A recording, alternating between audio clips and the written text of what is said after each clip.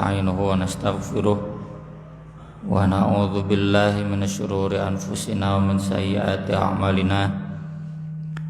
Asyhadu an la ilaha illallah wahdahu la syarikalah wa asyhadu anna Muhammadan abduhu wa rasuluhu alladzi la nabiyya wa la rasula ba'dah. Allahumma shalli wa sallim wa barik ala Muhammad wa ala alihi wa sahbihi wa man tabi'ahum bi ihsan, amma ba'd. Ketikan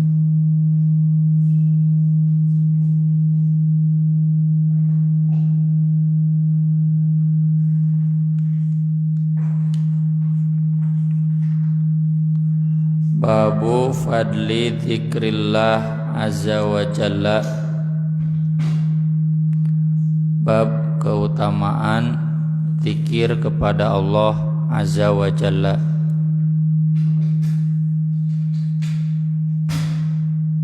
Tekan volumenya.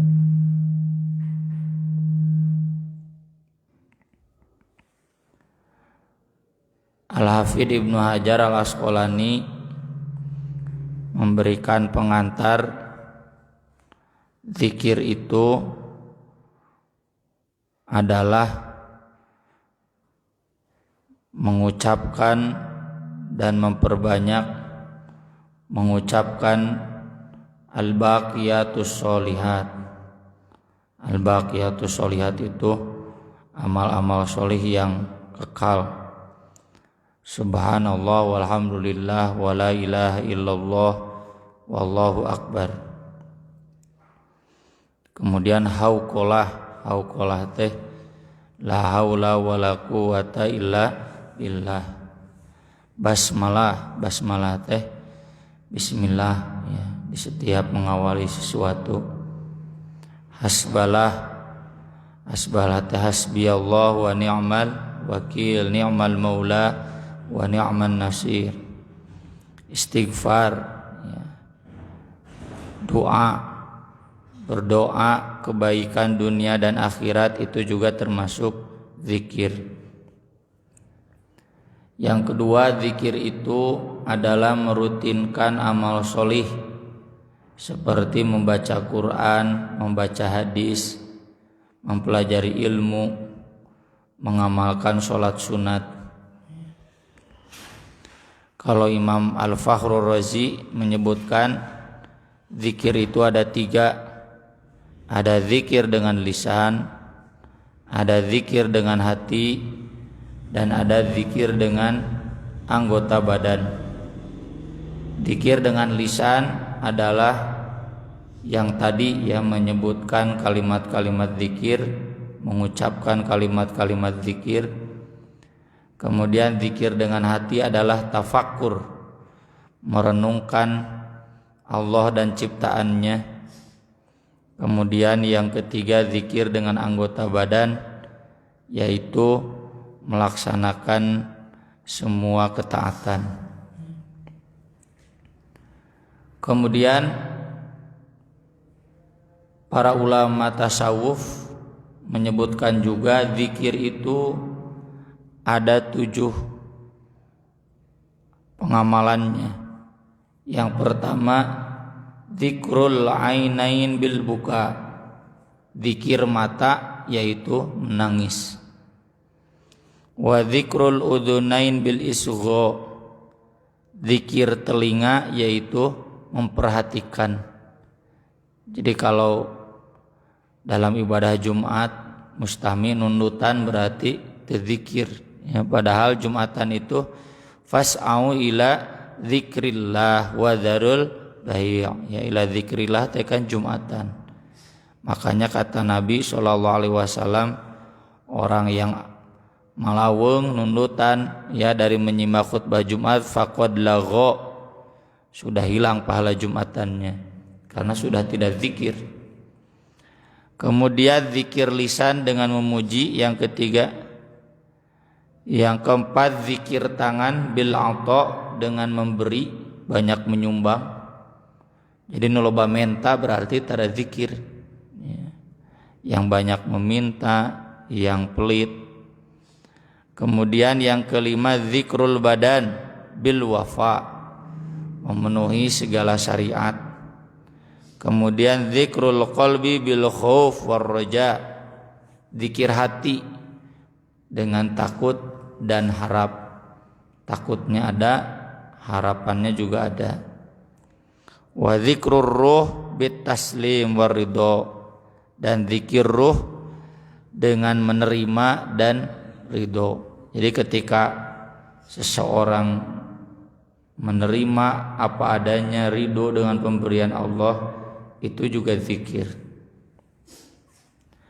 Dari 3 penjelasan para ulama ini menunjukkan bahwa zikir itu maknanya luas dan jangan kita sempitkan, ya, jangan dikorupsi.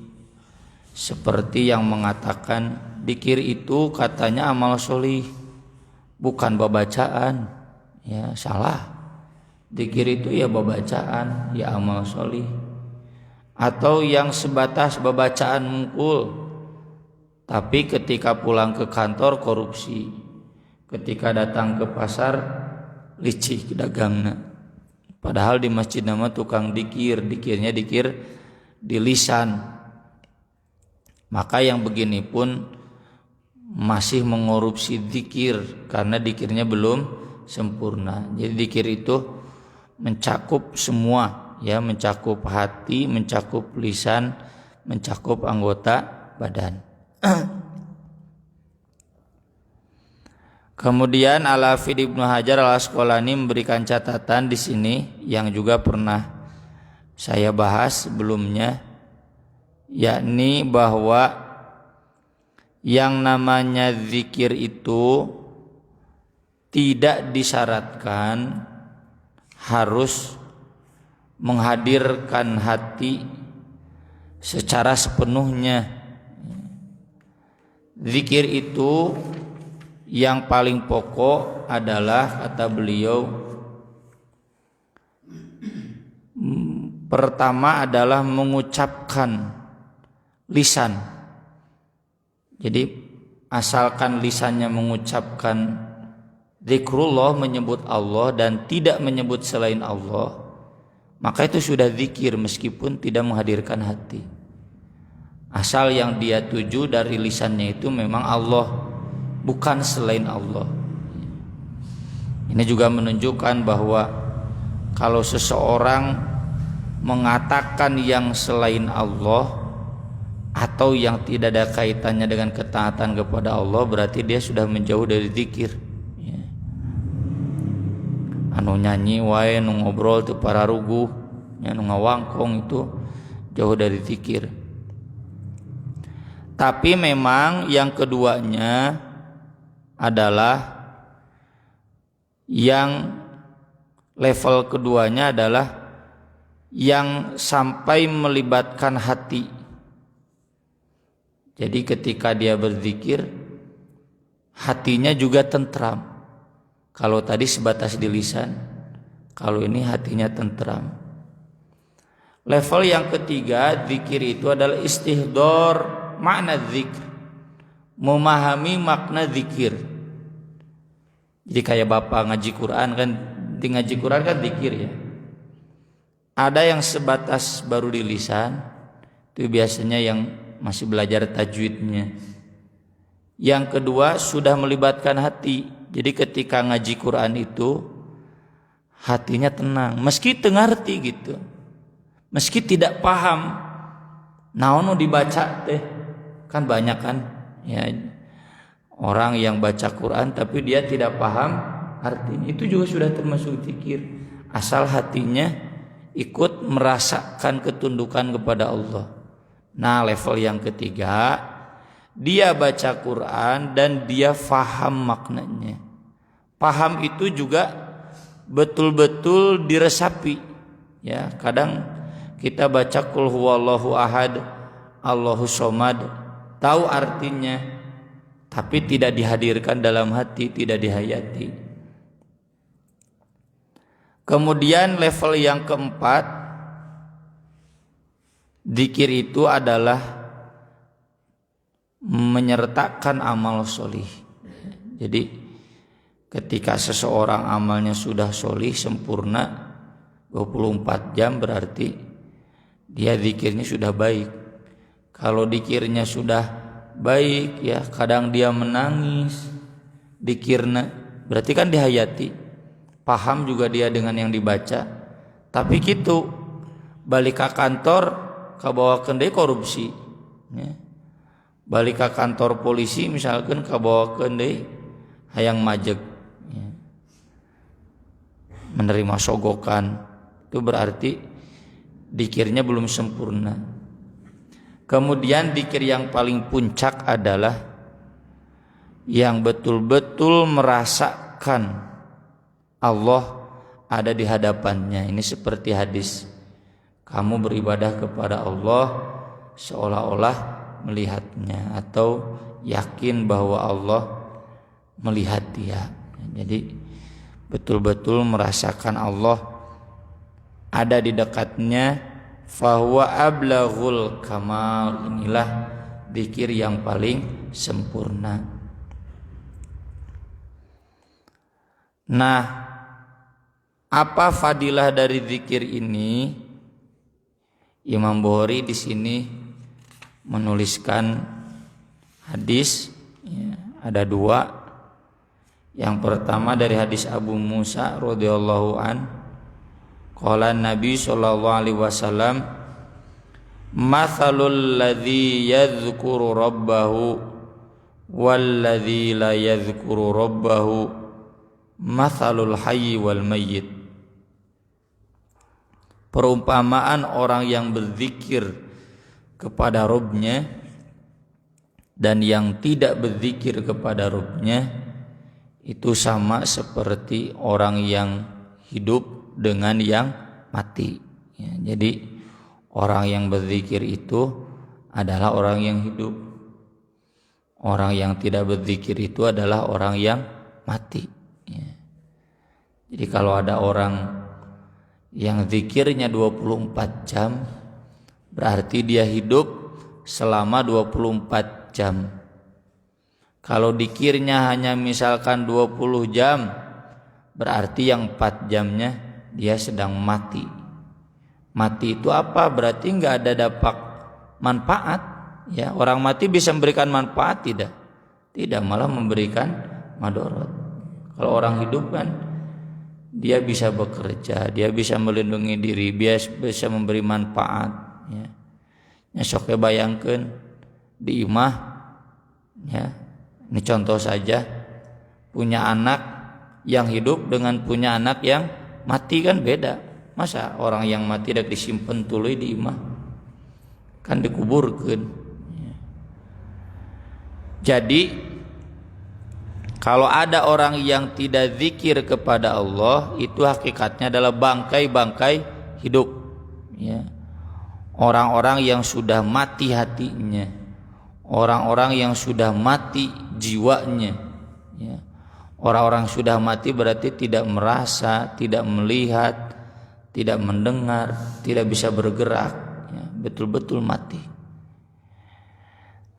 Dan ini sesuai dengan ayat-ayat Allah ya, di dalam Al-Quran banyak menyebutkan ala bidzikrillah tatmainnul qulub, dengan zikir Allah itu seseorang menjadi tentram ya.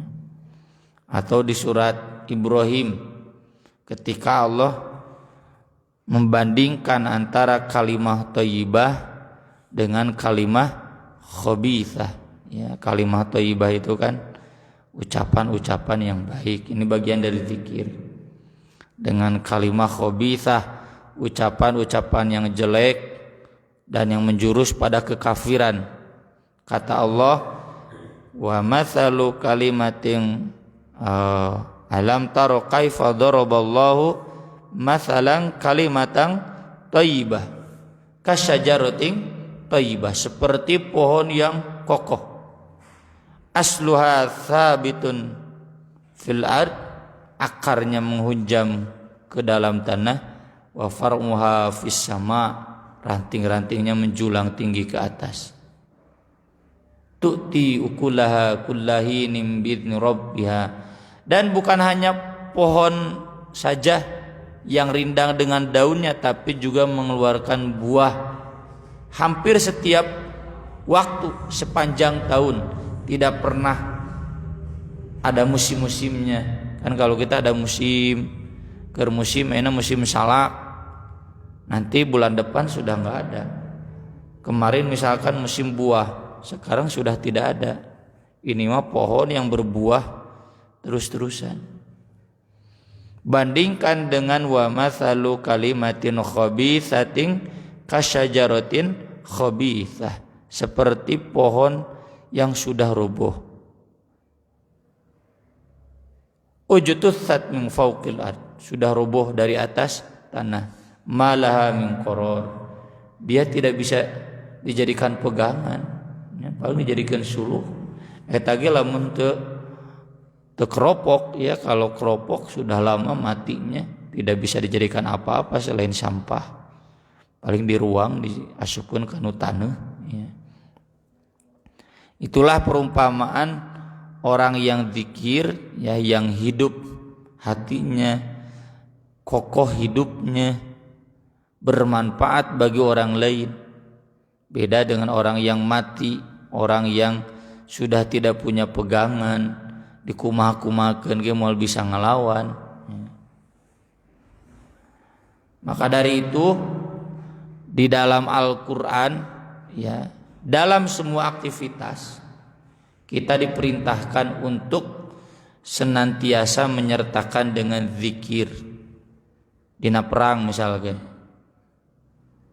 kata Allah Subhanahu wa taala, ya ayyuhalladzina amanu idza laqitum fi'atan fadhkurullah, ya, kalau fasbutu wadhkurullaha katsiran la'allakum tuflihun. Kalau kalian bertemu dengan musuh di medan perang, maka tetaplah, jangan mundur, maju terus, dan berzikirlah kepada Allah. Jadi kenapa harus zikir? Agar bisa hidup, bisa melawan musuh. Orang kalau tidak zikir ketika perang kabur, ibarat orang yang mati, nggak ada manfaatnya. Atau misalkan dalam dagang, ya, yang di surat Al-Jumu'ah, fa idza qudiyatis shalah fantashiru fil ardi wabtaghu min fadlillah wadhkurullaha katsira. Jadi mencari rezeki Allah itu dengan dzikir kepada Allah sebanyak-banyaknya. Agar apa? Agar rezekinya diperoleh dan manfaat buat kehidupan. Dianya jadi orang yang hidup, bukan jadi bangkai.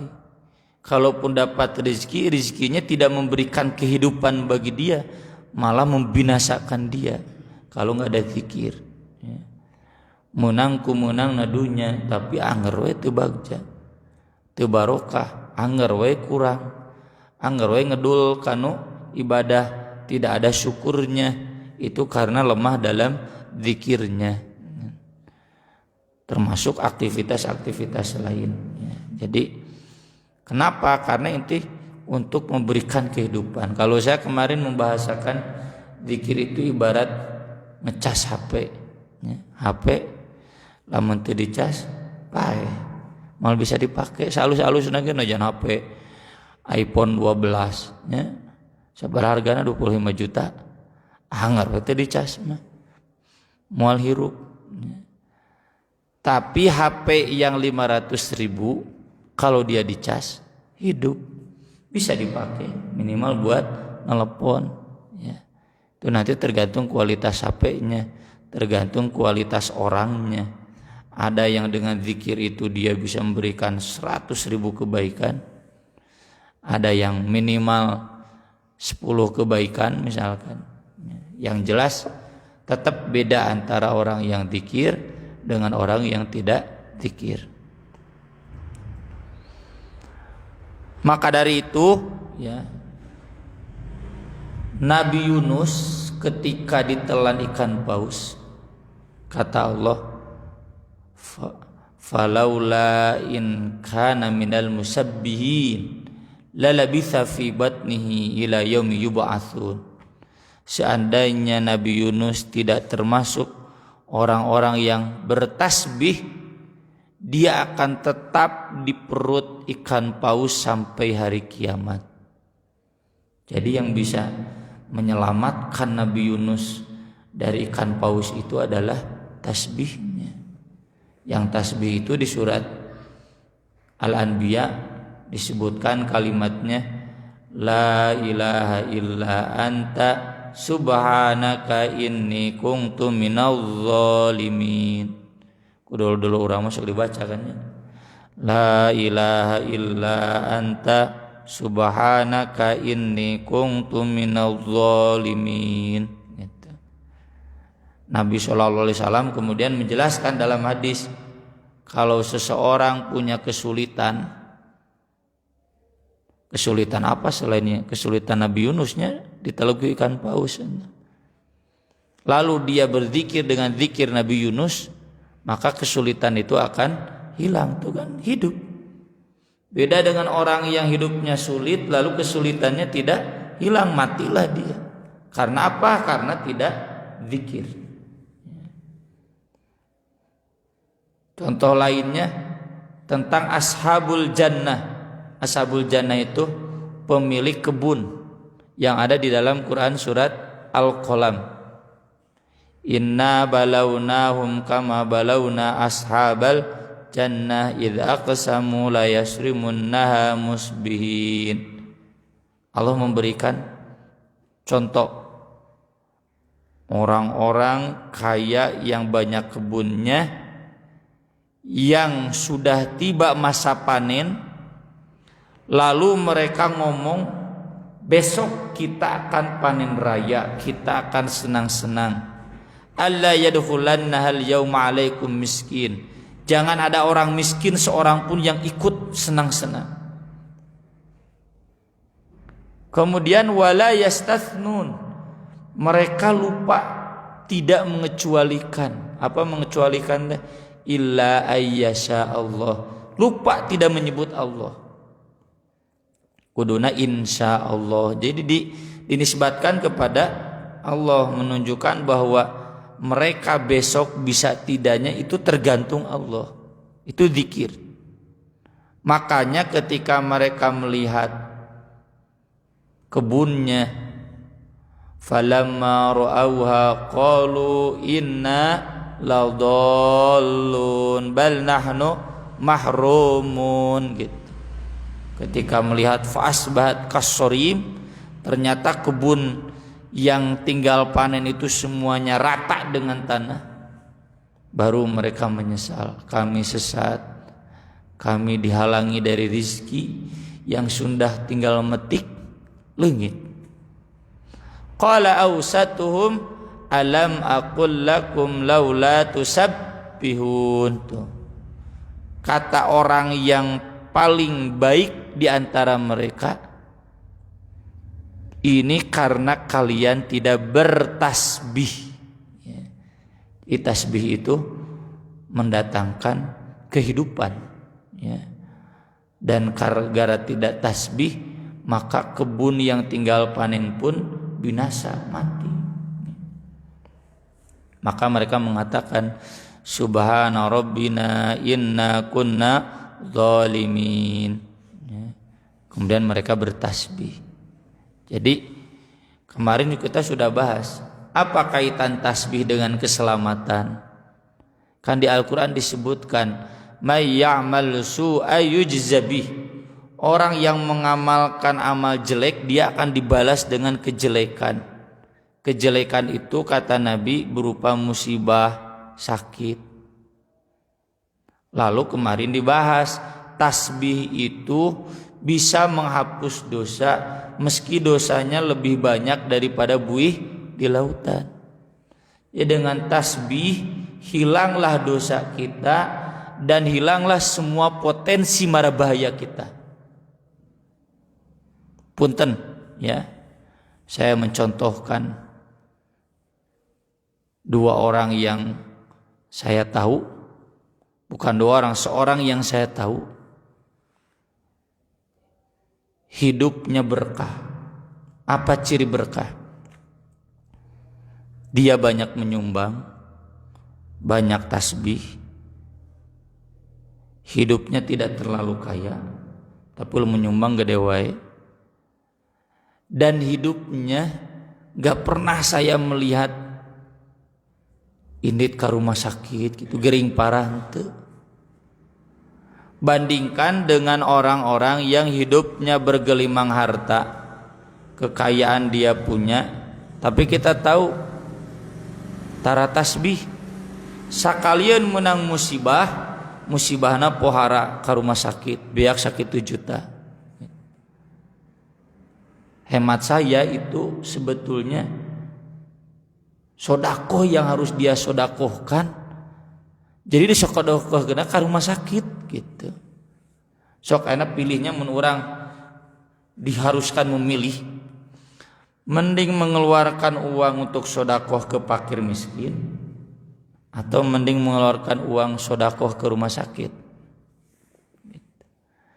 Dan nyimpen duit ditumpuk-tumpuk teh, kunaon tar disumbangkeun, pancen kudu boga tabungan. Padahal ku gaji bulanan wae ge, penghasilan mingguan wae geus cukup, teu kudu disimpen duit teh. Apaan cenah bisi aya musibah tuh geus diniatan musibahna. Tapi kalau orang yang dikir, dia punya harta sumbangkeun. Angke kumaha mun menang musibah? Pan wa may yattaqillah yaj'al lahu makhraja. Engke we da acan aya musibah nanti. Engke lamun aya musibah da kagantian ku amal soleh ieu ge. Ku zikirna, ku sedekahna. Musibahan engke teh kagantian moal mungkin teu katutup gitu. Itu kalau zikirnya kuat.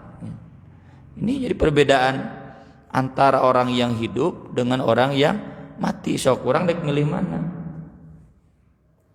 Mending memperbanyak zikir, menghapus dosa, menghilangkan musibah. Bukan berarti enggak mungkin ada musibah, aya wae musibah. Cuma musibah itu apakah kemudian mendatangkan musibah lanjutan? Kalau orang yang zikir musibahna ngahapus dosa dan moal mendatangkan musibah berikutnya. Tungtung nama ieu nu rajin sedekah teu loba hutang, ari ieu nu beunghar loba hutang hirupna teh kan aneh.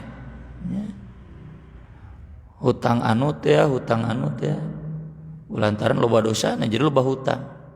Ari ieu anu loba sedekah, anu miskin teu boga hutang. Sok mending milih mana? Itu perbedaan antara orang yang zikir dengan yang tidak zikir.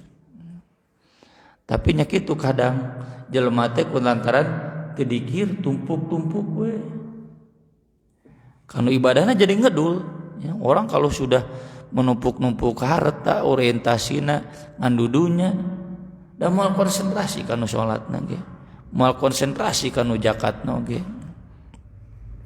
Nah, itulah mengapa kata orang yang paling baik dari para petani kebun tadi, laula tusabbihun, kenapa atuh kalian tidak bertasbih? Memang apa kaitan tasbih dengan musibah hancur kebunnya? Ya karena tasbih itu menghapuskan dosa. Ketika dosa terhapus, berarti potensi musibah akan sangat kecil, ya. Dan musibah itu betul-betul untuk menguji keimanan lain siksa. Atau termasuk 2 orang petani kebun yang ada di dalam surat Al-Kahfi kan. Yang satu mah kebunnya kecil, panennya sedikit tapi cukup. Yang satu mah kebunnya besar, hasil panennya selalu melimpah, bahkan 2 kali lipat daripada temannya ini. Cuma dia setiap kali masuk kebun dia mengatakan, ya, wa ma'adhunnu sa'ata qa'imah wa la irruditu ila rabbi la ajidanna khairan minha munqalaba, gitu kan di surat Al-Kahfi. Kiamat, memang ada kiamat.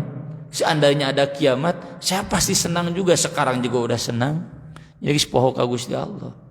Ya, dia merasa kaya hasil jerih payahnya sendiri siga korun. Innama utitu ala ilmin indi. Saya kan kaya karena saya PNS. Saya meniti karir. Saya pintar, saya bekerja keras sehingga naik jabatan. Dan gara-gara ngaji. Bahkan ada ya satu ketua DKM di satu kompleks. Kan biasana gitunya di masjid kompleks masuk pinuh wae gitu. Imal wong cenah ustad di dieu mah nepikeun kawan iki cenah nyarita. Lah cenah naon buktina jadi ahli masjid teh geuning hirup ripuh keneh wae. Karena melihat orang yang ke masjid jamaah anu ripuh gitu. Memang didinya tapi termasuk anu ripuh nu teu maju-maju usahana sampai berani berkata begitu. Kata saya itu orang yang ngomong begitu korun tuh. Lihat saja nanti akhir hidupnya dia pasti mati binasa. Itulah matsalul ladzi yadhkuru wal ladzi la yadhkuru kamatsalil hayyi wal mayyit. Ya, semoga kita semua tentu pilihannya ingin menjadi orang yang hidup ya, tidak mati hati, mati banyak musibah, banyak sakit, banyak binasa ya, tidak. Dan ini semua kuncinya adalah dari zikir seperti yang tadi kita bahas, yaitu zikir yang sempurna mencakup lisan, mencakup hati dan anggota badan. Sekian mungkin yang bisa saya bahas pada kesempatan kali ini. Barangkali ada yang mau ditanyakan, saya persilakan.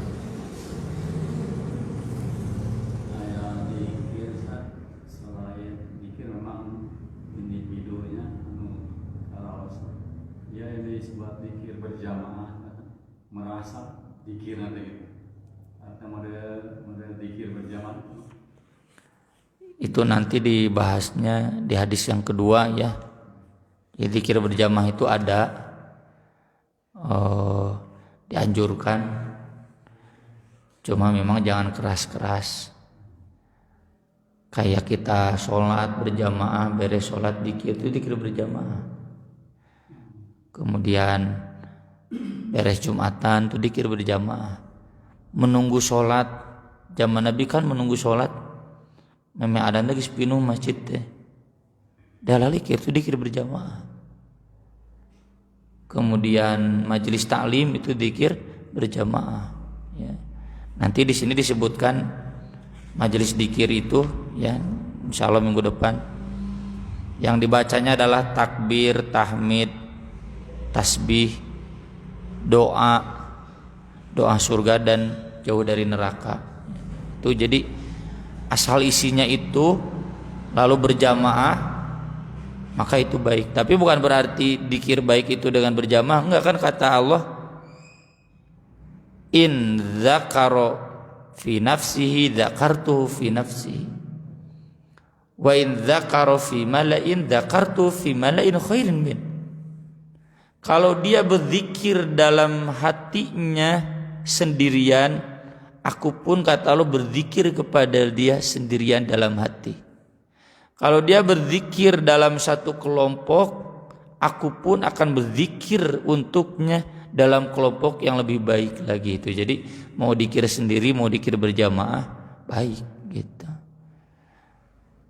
Jadi itu zikir berjamaah itu ada ya, dan diperbolehkan. Cuma ya di kita kadang dilebih-lebihkan dengan suara yang keras, padahal zikir itu dunal jahri minal qaul. Kemudian bikin aturan-aturan, ini zikirnya harus baca ini, khasiatnya begini, baca ini khasiatnya begini, yang seringkali khasiat-khasiat itu enggak ada ya. Begitu ya. Kalau zikir yang syar'i yang jelas itu ya tadi zikir ba'da sholat, zikir sebelum sholat ya. Kemudian zikir ketika intikaf ya, sholat malam, majelis taklim itu zikir berjamaah yang masyru'.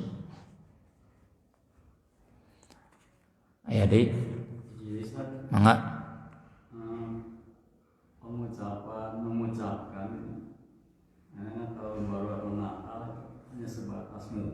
sampai ke haram ya? Haram itu. Ya. Mengucapkan selamat Natal berarti kita menilai ada keselamatan dalam Natal.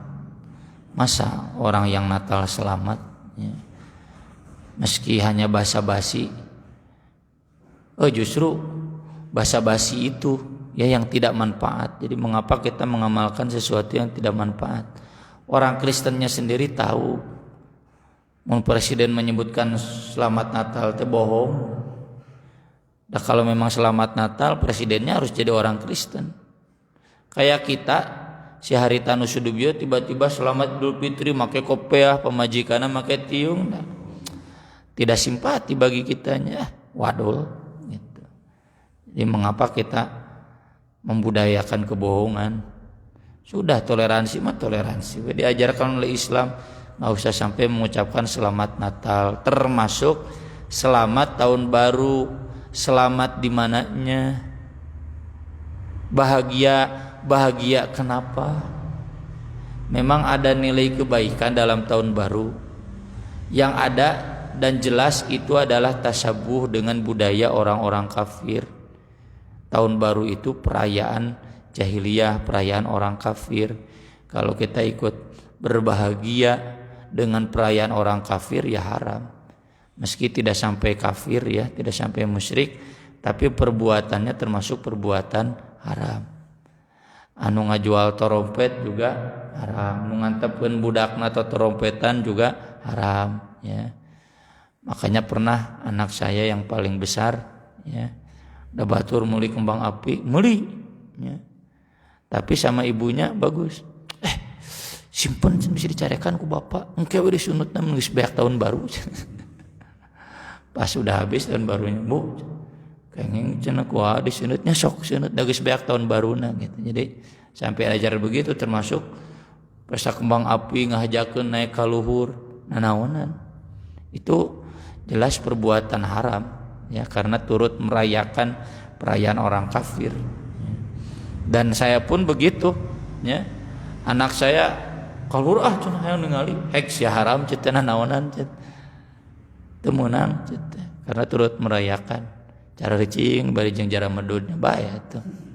Geus kumaha ada harus seperti itu yang mengajarkannya. Meski sebetulnya boleh ada toleransi budak leutik mah teu doraka. Tapi saya pribadi ya kudu mengajarkan nilai-nilai kebaikan dari sejak dini. Soalnya lamun teu kitu engge katutumanan ya. Cenah ieu mah motoran we, nah jeung motoran tahun baru kade. Insyaallah aya namanya satgas ya, aya mobil satgas polisi ya di tiap pengkolan.